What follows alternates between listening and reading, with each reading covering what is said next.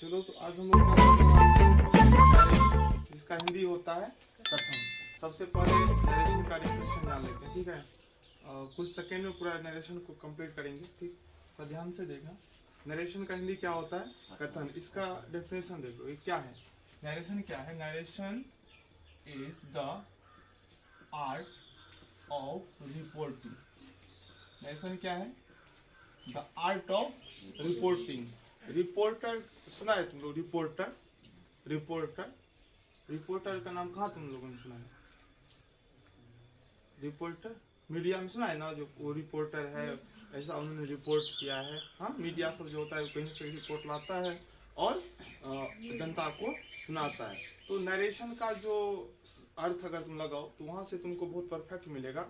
जो नरेशन क्या है, द आर्ट ऑफ रिपोर्टिंग, यानी कि रिपोर्ट करने की कला है। नरेशन क्या है, the art of reporting, report करने का एक कला है, ठीक है ना। आर्ट का मतलब होता है कला। The art of reporting, the क्या रिपोर्टिंग करेगा, रिपोर्ट क्या करेगा। तो कोई मंत्री हो या प्रधानमंत्री हो, राष्ट्रपति हो, वहां गया, वहां उनका रिपोर्ट लिया, वहां से उनका बयान लिया और सामने आके जनता को क्या करता है, वो एक्सप्रेस करता है, जनता के व्यक्त करता है और जनता देश में हो रहे बातों को जानता है, ठीक है ना। अब इसको व्यक्त करने का दो वे हो सकता है, दो वे में हम व्यक्त करेंगे, ठीक है ना।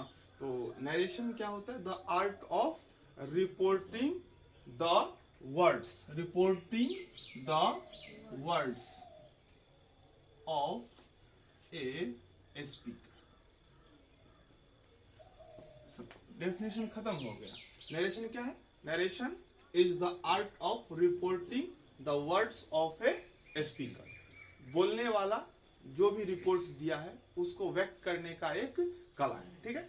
नरेशन का डेफिनेशन समझ गया ना। नरेशन दो प्रकार के होते हैं। There are two types of narration. There are two types of narration. पहला डायरेक्ट नरेशन या स्पीच बोला जाता है, ठीक है ना। दूसरा होता है इनडायरेक्ट स्पीच। देखो नरेशन क्या है, the art of reporting the words of a speaker. The art of reporting the words of a speaker, narration हो गया, मतलब रिपोर्ट करने का क्या है, कला। The words of a speaker, जो बोलने वाला होता है ना, उसके जो शब्द होते हैं, उस शब्द को व्यक्त करने का एक कला है। नरेशन क्या है, तो स्पीकर जो है, जो वक्ता है, उनके जो वर्ड है, उनके जो शब्द हैं, उसको रिपोर्ट करने का, उन्हें बताने का एक कला है। और यह जो कला है नरेशन, वो कितने प्रकार का होता है, दो प्रकार का। Direct speech, indirect speech. प्रत्यक्ष कथन, अप्रत्यक्ष कथन। प्रत्यक्ष कथन और अप्रत्यक्ष कथन। अब डायरेक्ट स्पीच किसे कहते हैं, ध्यान से सुनो। डायरेक्ट स्पीच का मतलब होता है स्पीकर का जो स्टेटमेंट है, स्पीकर का जो स्टेटमेंट है, उस स्टेटमेंट का एज इट इज रिपोर्ट कर देना। मतलब अगर दूसरे सेंस में मैं कहूं, मैं अगर स्पीकर हूं, मैंने कहा जो मैं दिल्ली जा रहा हूं, और इसी बात को तुम अगर कहीं रिपोर्ट करोगे, तुम ठीक वैसे ही बोलोगे जो मैं दिल्ली, उसने कहा, वे कहे, मैं दिल्ली जा रहा हूं। तो वक्ता के कथन के, स्पीकर के कथन को बिना कुछ तोड़ मरोड़ किए हुए उन्होंने जो कहा, जैसे कहा वैसे ही कह देना डायरेक्ट स्पीच होता है। समझा? डायरेक्ट स्पीच किसको बोलेंगे, किसको बोलेंगे, वक्ता के कथन को बिना कुछ चेंज किए अगर हम सीधा सीधी बोल देंगे तो डायरेक्ट स्पीच होगा। और वक्ता के कथन को उसके शब्दों में न कहकर, वक्ता ने जो कहा, जिस भाषा में कहा, जिस शैली में कहा, उस शैली में परिवर्तन करके उसके ही बातों को व्यक्त कर देना। चेंज मीनिंग नहीं होगा, जो उन्होंने कहा बोलना वही है, लेकिन उस बात को अपने शब्दों में कहना क्या कहलाता है, इनडायरेक्ट स्पीच। कोई दिक्कत नहीं ना। वक्ता के कथन को ज्यों का त्यों प्रस्तुत कर देना डायरेक्ट स्पीच, और वक्ता के कथन को उसके शब्दों में न कहकर उसके अर्थ को प्रकट करना इनडायरेक्ट स्पीच कहलाता है। ठीक है ना। अब एक एग्जांपल ले लो, डेफिनेशन लिखने की जरूरत नहीं ना, कंप्लीट हो गया। अब देखो एक एग्जांपल ले लो, Ram says I am ready. देखो क्या लिया, राम सेज, राम ने कहा, आई एम रेडी, मैं तैयार हूं। मतलब कोई चेंजिंग नहीं हुआ, ठीक है ना। इसी को अगर हम इनडायरेक्ट में बोलेंगे तब क्या बोलते, राम सेज दैट, आई हो जाएगा ही। ठीक है ना। आगे मैं समझा रहा हूं किस प्रकार से चेंज होता है। He is ready, Ram says that he is ready. देखो राम ने कहा, क्या कहा, आई एम रेडी। तो आई एम रेडी ही अगर हम किसी को बोल देंगे ना तो हो जाएगा डायरेक्ट स्पीच। अगर इसको हम चेंज करके बोल दिए ही इज रेडी, वह तैयार है। राम ने कहा मैं तैयार हूं, अब कहीं जाके बोला वह तैयार है, चेंज हो गया ना। लेकिन अगर वहां जाके भी वही बोलोगे, राम ने कहा मैं तैयार हूं, तो हो गया डायरेक्ट स्पीच। और Ram says that he is ready हो गया इनडायरेक्ट स्पीच। ठीक है। बेसिक बातों को जान लेते हैं, उसके बाद मैं तुम लोगों को कुछ ट्रिक दूंगा, जिस ट्रिक के माध्यम से तुम 4 ऑप्शन में से एक सही ऑप्शन को पिक कर लोगे इजी वे में। ठीक है। तो चलो, तो कुछ टर्म है, कुछ परिभाषिक टर्म है जो तुम्हें जानना जरूरी है। सबसे पहला जानना जरूरी है रिपोर्टिंग वर्ब, रिपोर्टिंग वर्ब। दूसरा है रिपोर्टेड स्पीच, क्या है, रिपोर्टेड स्पीच। तीसरा है verb of the reported speech. 3 term है, reporting verb, reported speech, verb of the reported speech. 3 term को हमेशा ध्यान रखना। क्या क्या, reporting verb, reported speech, verb of the reported speech. देखो रिपोर्टिंग वर्ब क्या होता है, रिपोर्टिंग वर्ब क्या होता है। देखो एक यही एग्जांपल लो, एक 2 भाग है, एक है इन्वर्टेड कॉमा के भीतर, एक है इन्वर्टेड कॉमा के बाहर। ठीक है ना। तो रिपोर्टिंग वर्ब जो होता है ना, इन्वर्टेड कॉमा के बाहर जो वाक्य रहता है, इन्वर्टेड कॉमा के बाहर जो वाक्य रहता है, उसका जो वर्ब होता है उसको हम बोलते हैं रिपोर्टिंग वर्ब। कोई दिक्कत है बोलो फिर से, अगर किन्हीं को कोई डाउट हो तो बोलो। रिपोर्टिंग वर्ब क्या होता है, इन्वर्टेड कॉमा के बाहर एक वाक्य रहता है जिसको हम लोग क्या बोलते हैं, उसके वर्ब को, बाहर के वाक्य के जो वर्ब होते हैं उन्हें हम लोग बोलते हैं रिपोर्टिंग वर्ब। देखो एग्जांपल लेते हैं, ही said to me, he said to me, I am going to Delhi। देखो इन्वर्टेड कॉमा है, इन्वर्टेड कॉमा ये है, समझ गया ना। इन्वर्टेड कॉमा के बाहर एक वाक्य, देखो है ना, इसका ये वर्ब है ना, यही होगा reporting verb, reporting verb. Reporting verb में कोई दिक्कत, इन्वर्टेड कॉमा के बाहर एक वाक्य होता है जिसके वर्ब को रिपोर्टिंग वर्ब कहा जाता है। आगे इसका बहुत उपयोग है, इसलिए इस वर्ड को ध्यान में रखना ही है। ठीक है ना। इन्वर्टेड कॉमा के बाहर एक वाक्य होता है जिसके वर्ब को रिपोर्टिंग वर्ब कहा जाता है। Clear. He said to me, I am going to Delhi। तो इन्वर्टेड कॉमा के भीतर के वाक्य है, ठीक है ना। और उसके बाहर के जो वाक्य हैं उसके वर्ब को रिपोर्टिंग वर्ब कहा जाता है। ठीक है। यही देखो, ये हुआ रिपोर्टेड स्पीच। ये क्या हुआ, रिपोर्टेड स्पीच। रिपोर्टेड स्पीच का डेफिनेशन का किन्हीं को पता है, बोलो तो। जो वाक्य इन्वर्टेड कॉमा के भीतर है तो उसे रिपोर्टेड स्पीच। हाँ, रिपोर्टेड स्पीच का मतलब होता है जो इन्वर्टेड कॉमा के भीतर वाक्य होता है उसे रिपोर्टेड स्पीच। स्पीकर का स्टेटमेंट वही होता है जो इन्वर्टेड कॉमा के भीतर होता है, स्पीकर का स्टेटमेंट वही होता है। ठीक है ना। कोई दिक्कत नहीं ना।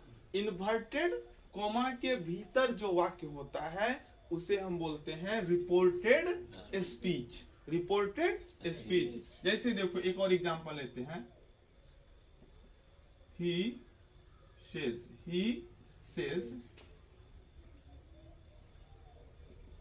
Sita is Ram's wife. देखो इन्वर्टेड कॉमा के भीतर है ना ये सीता इज राम्स वाइफ, ये पूरा हो गया रिपोर्टेड स्पीच। कोई दिक्कत नहीं ना। हाँ, इन्वर्टेड कॉमा के भीतर जो वाक्य होता है उसको हम बोलते हैं रिपोर्टेड स्पीच, और वही होता है कर्ता का स्टेटमेंट। स्पीकर जो होता है, वक्ता जो होता है, उसका स्टेटमेंट नहीं हुआ सीता इज राम्स वाइफ, ठीक है ना। ये स्टेटमेंट किसका है? ही, ठीक है। अब देखो verb of the reported speech, नाम से देखो, नाम से ही क्लियर है किसका वर्ब, तो रिपोर्टेड स्पीच का। किसका वर्ब? रिपोर्टेड स्पीच का। यहाँ पे क्या है? इज है ना, इज हो गया verb of the reported speech, ठीक है ना।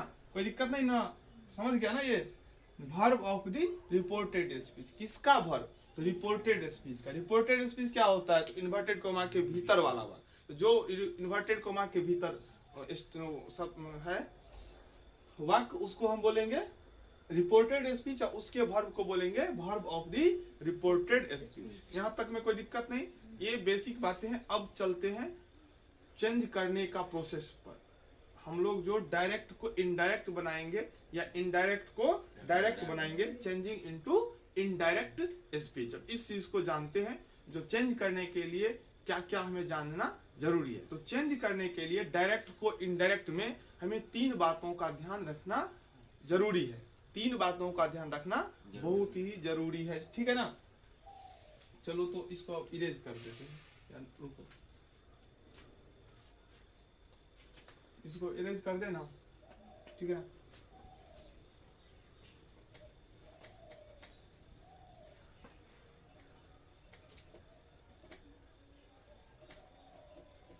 चलो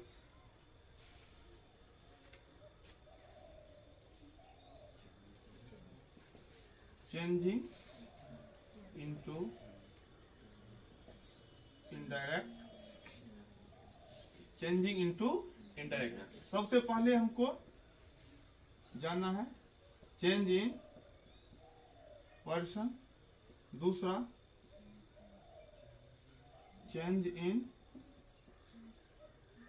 टेंस, और तीसरा है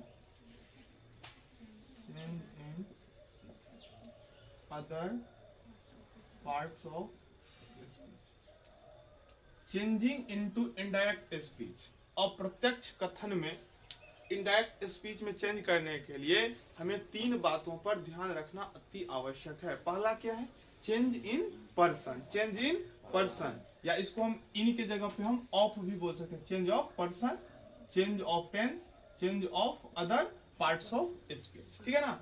चेंज ऑफ पर्सन, पर्सन का चेंज, फिर टेंस का चेंज, और फिर दूसरे पार्ट्स ऑफ स्पीच में चेंज। ये 3 बातें हमें जानना बहुत ही जरूरी है। कोई दिक्कत नहीं ना। चलो अब हम लोग सबसे पहले पढ़ेंगे change of person. Change of person को हम लोग जानेंगे, ठीक है। तो इसको अब हम लोग इरेज कर रहे हैं। चेंज ऑफ पर्सन को ही अब हम लोग जानेंगे।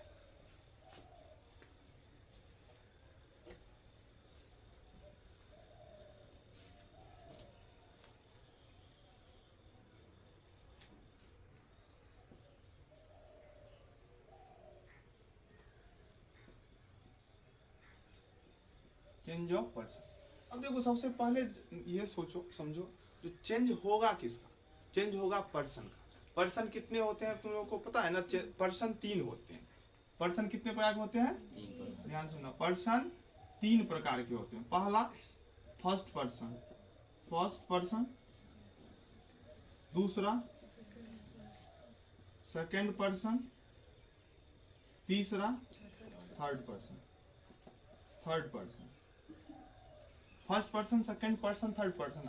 आई एंड वी, विथ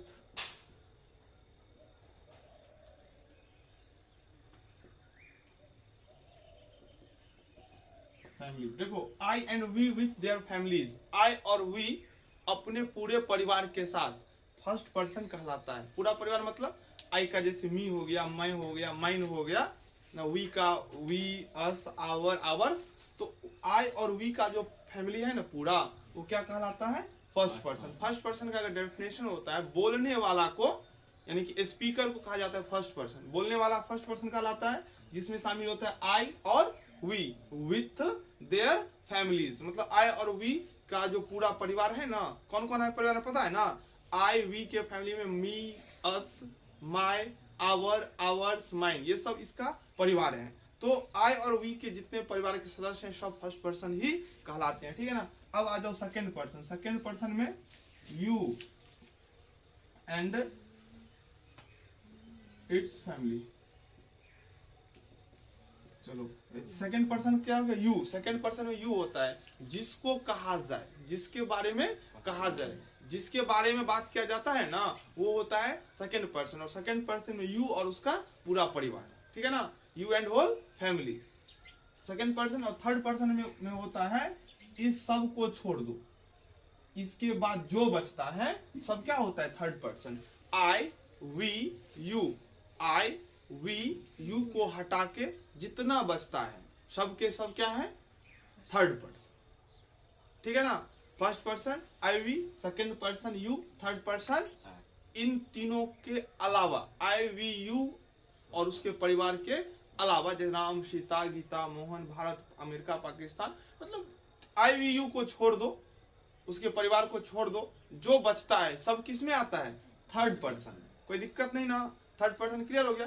देखो बहुत जरूरी है, क्योंकि चेंज ऑफ पर्सन जब हम करेंगे तो हमें वहां पर पर्सन को जानना बहुत ही जरूरी है। अगर हम पर्सन को नहीं जानेंगे तो हम चेंज कैसे करेंगे? पर्सन में कोई दिक्कत नहीं ना?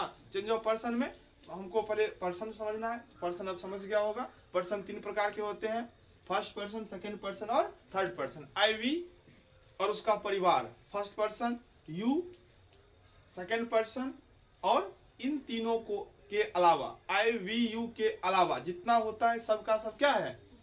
Third person. कोई दिक्कत नहीं। चलो तो पर्सन अब जब कंप्लीट हो गया तब अब हम लोग चेंज की तरफ बढ़ते हैं कि किस प्रकार से क्या चेंज होता है, ठीक है। देखो चेंज में क्या होता है, तो अगर हम एक 2 3 SON ये एक ट्रिक के माध्यम से सुनो। फर्स्ट पर्सन सब्जेक्ट के अनुसार, देखो फर्स्ट पर्सन सब्जेक्ट के अनुसार, सेकेंड पर्सन ऑब्जेक्ट के अनुसार, और third person no change. First person according to subject change होगा, second person according to object change होगा, और थर्ड पर्सन में बदलाव नहीं होगा। चेंज किसका पर्सन होगा? रिपोर्टेड स्पीच अभी बताए हैं जस्ट। रिपोर्टेड स्पीच के अंदर, रिपोर्टेड स्पीच का जो वाक्य होगा उसमें जो भी पर्सन होंगे उनका चेंज होगा। चेंज की एक विशेष नियम के तहत होता है। वो नियम क्या है? अगर वो फर्स्ट पर्सन है तो इन्वर्टेड कोमा के जो बाहर वाक्य है ना उसके सब्जेक्ट के हिसाब से बदलता है।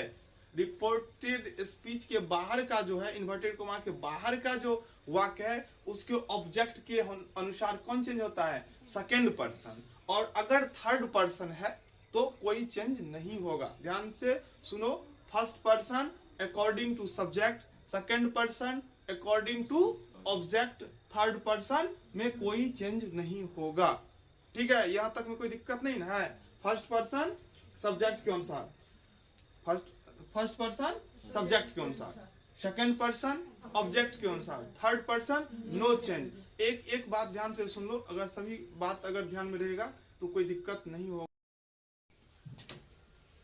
तो चेंज ऑफ पर्सन करने के लिए टेबल जाना बहुत ही जरूरी है। और चेंज तो होगा, पर्सन चेंज होगा, लेकिन केस किसी का नहीं बदलेगा। अगर कोई नॉमिनेटिव केस है तो नॉमिनेटिव केस से ही बदलेगा, अगर ऑब्जेक्टिव केस किसी का है तो ऑब्जेक्टिव केस से ही बदलेगा, अगर पोसेसिव केस है चाहे वो एडजेक्टिव हो चाहे वो प्रोनाउन हो तो उसको उसी वर्ग से चेंज किया जाएगा। तो इसलिए यह टेबल बहुत ही महत्वपूर्ण हो जाता है। बहुत सारे स्टूडेंट्स यहाँ गलत कर लेते हैं, ठीक है ना।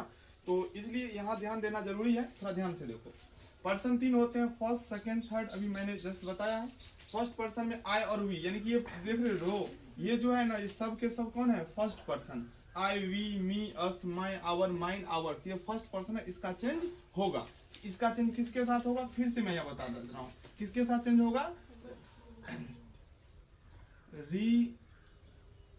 रिपोर्टिंग वर्ब का जो सब्जेक्ट होगा, ध्यान से सुनना,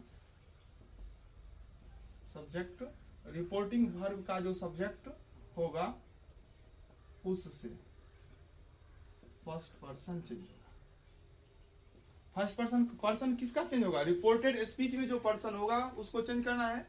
और किसके साथ चेंज करना है? तो रिपोर्टिंग वर्ब का जो सब्जेक्ट होगा, रिपोर्टिंग वर्ब का जो सब्जेक्ट होगा उसके साथ फर्स्ट पर्सन चेंज हो जाएगा। ठीक है, तो फर्स्ट पर्सन चेंज होता है, रिपोर्टिंग वर्ब का जो सब्जेक्ट होगा, रिपोर्टिंग वर्ब का जो सब्जेक्ट होगा उससे फर्स्ट पर्सन चेंज हो जाएगा। ठीक है ना, तो फर्स्ट पर्सन का चेंज किसके साथ होता है? सब्जेक्ट का। किसका सब्जेक्ट? तो रिपोर्टिंग वर्ब जो होगा उसका जो सब्जेक्ट होगा उसके साथ फर्स्ट पर्सन का चेंज होगा। इस चीज को थोड़ा ध्यान से सुनना और ध्यान रखना। बहुत सारे स्टूडेंट यही गलती करते हैं, बस जितना मैं समझा रहा हूँ एक वीडियो में पूरा नरेशन खत्म हो जाएगा, नरेशन में कुछ बचने वाला नहीं है इसमें। देखो फर्स्ट पर्सन नॉमिनेटिव केस में आई और वी होता है। ठीक है, तो आई अगर होगा या वी होगा तो हम चेंज करेंगे। आई और वी होगा कहाँ पे? तो रिपोर्टेड स्पीच में। रिपोर्टेड स्पीच में अगर आई और वी है तो उसका चेंज होगा। किसके साथ चेंज होगा? तो रिपोर्टिंग वर्ब के सब्जेक्ट के साथ। ठीक है, तो आई और वी चेंज हो जाएगा।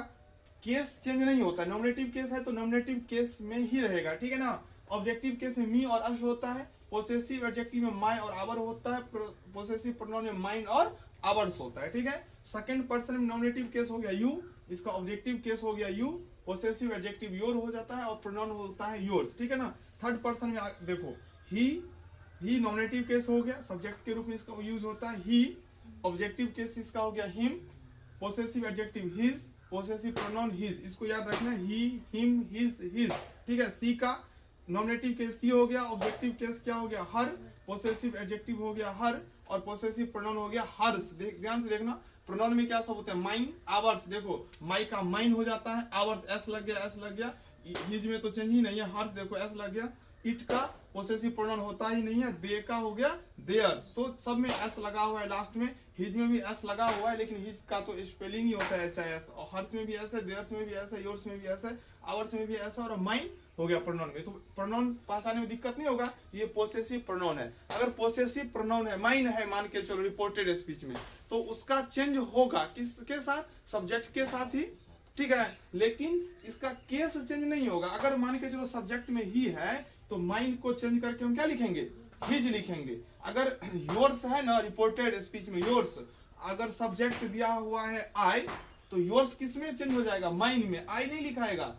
आई अगर है रिपोर्टिंग वर्ब का जो सब्जेक्ट है वो आई है तो चेंज होगा आई के साथ, लेकिन लिखाएगा क्या? चेंज योर्स चेंज होकर माइन लिखाएगा। बहुत सारे स्टूडेंट यही गलती कर लेते हैं, इसलिए इस टेबल को दिमाग में पूरी फिट कर लो। चेंज होगा, अगर हिम है ना तो चेंज नहीं होगा क्योंकि थर्ड पर्सन है। अगर यू है अगर ऑब्जेक्टिव केस में और सब्जेक्ट दिया हुआ है सी तो हम वहां क्या लिखेंगे? यू की जगह पर हर लिखेंगे, क्योंकि केस चेंज नहीं होता है। इस चेंज को जान लो, बहुत सारे स्टूडेंट यही नहीं जानते हैं और गलत कर बैठते हैं। ठीक है, तो ये होता है फर्स्ट पर्सन आई का, आई मी माई माइन। आई हो गया नॉमिनेटिव केस, माई मी हो गया ऑब्जेक्टिव केस, पोसेसिव एडजेक्टिव हो गया माई और पोसेसिव प्रोनाउन हो गया माइन। उसी प्रकार वी, अस, आवर, आवर, फिर आगे क्या दिया हुआ है? यू, योर और योर्स, फिर ही का ही, हिम, हिज, फिर आगे देखो सी, हर, हर्स, फिर इट का इट्स और इसका पोसेसिव प्रोनाउन नहीं होता है। ठीक है, आगे देखो दे, देम, ऑब्जेक्टिव केस हो गया, पोसेसिव एडजेक्टिव हो गया देयर्स और पोसेसिव प्रोनाउन हो गया देयर्स। ठीक है, तो इस टेबल को बहुत ही बारीकी से समझो और याद रखना। ठीक है, एक दो बार खुद से इसको बनाने का कोशिश करो और अगर कंप्लीटली बनता है फिर से मिलाओ, अगर सही है तो समझो याद हो गया। बस चेंज कैसे करना है एक दो एग्जाम्पल में देख लेंगे और क्लियर हो जाएगा। ठीक है, इसके बाद अब कुछ और बेसिक बातों को जानना जरूरी है जो मैं आप लोगों को बताने वाला हूँ। ठीक है, चलो तो इसको विलेज कर देते हैं।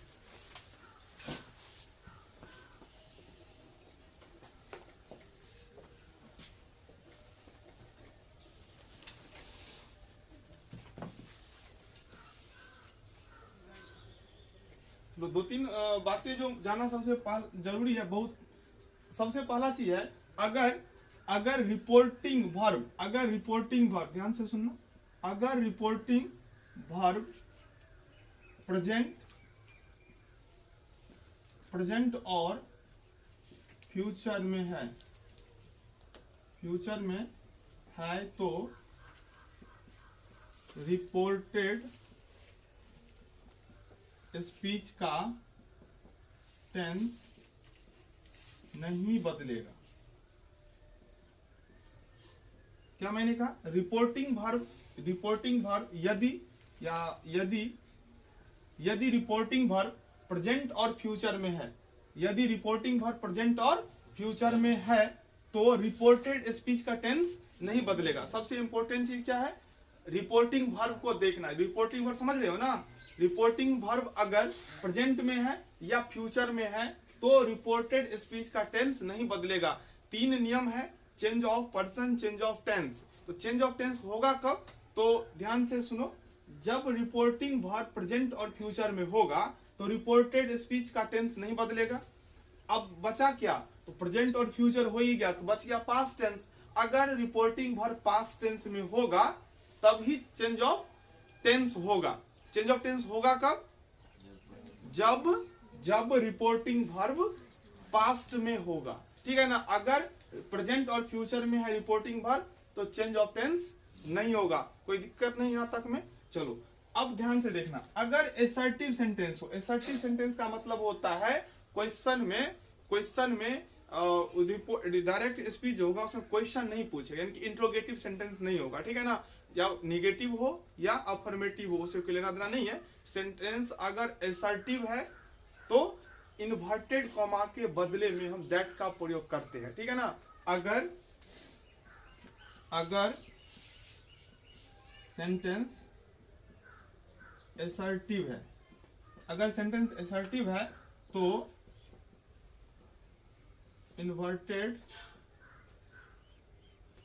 कॉमास के बदले दैट का प्रयोग किया जाता है। अगर सेंटेंस एसर्टिव है, अगर डायरेक्ट स्पीच को ही बदलते हैं ना, अगर डायरेक्ट स्पीच एसर्टिव है तो इन्वर्टेड कॉमा के बदले किसका प्रयोग किया जाएगा? दैट का प्रयोग किया जाएगा, ठीक है? दूसरा नियम है, अगर सेंटेंस एसर्टिव है, अगर सेंटेंस एसर्टिव है तो इन्वर्टेड कॉमा के बदले किसका प्रयोग किया जाएगा?